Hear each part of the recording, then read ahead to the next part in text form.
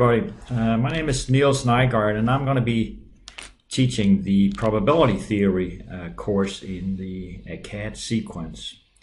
And let me start by introducing myself. As I said, my name is Niels Nygaard, and I've had a long career as a research mathematician. I have a PhD from MIT. I taught at Princeton University, and for 30 years I was a professor at the University of Chicago, where among other things I was involved in starting the financial mathematics program, which is still a successful program to this day. I still occasionally teach a course in that program. So we're going to discuss in the probability theory course, we're going to discuss, well, probabilities. And why do we care about probabilities when we're dealing with data analysis? And it's a strange thing, but probability is kind of a measure of our uncertainty or certainty about different things. When we flip a coin, well, we say that there's a 50% chance of heads and a 50% probability of tails. But how do we know that, and what does that mean?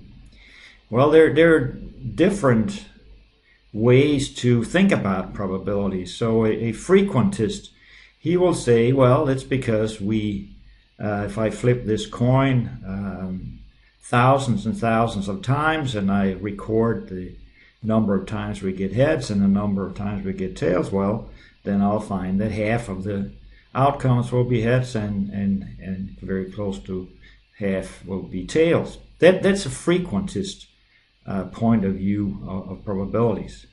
But suppose we have some model that's going to tell us what's a certain stock or index going to do tomorrow. Well, we can have a model that we feed data into, and it'll come out with some prediction about what's going to happen. But how certain can we be of this prediction? Well, we can put a probability on how likely this prediction is to be true. But this is clearly not an experiment we can keep repeating. We can't sort of go back and start this experiment over again like we can when we flip a coin. It's just different things will happen, and there'll be a different situation when we try to do this one more time. So that's another point of view of probabilities. It's something that's a little bit subjective, in that it tries to put a measure on certainty and uncertainty of certain outcomes. This is what's called the Bayesian point of view.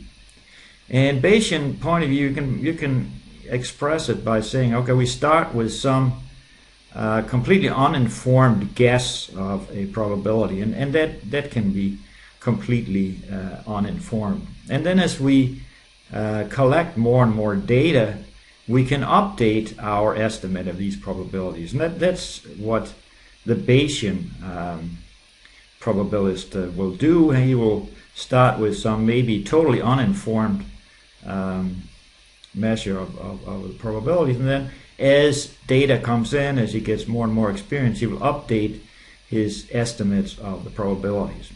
And that's, of course, is what's most useful when you're using data analysis.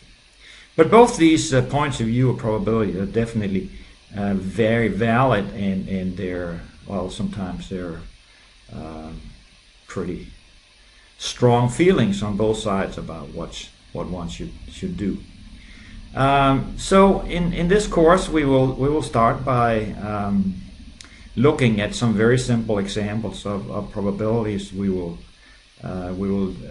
introduce the fundamental concepts in probability theory, such as variance and mean value and expected value and a lot of other things. We'll introduce the concepts of random variables and distributions and all these things. Then as we go along, we're going to apply these concepts to some financial applications, some fairly simple ones, but still things that are very useful, portfolio optimization. And also we're going to look at models of the market and risk neutral probabilities, which is sort of a way to assign probabilities that are come from a theoretical point of view.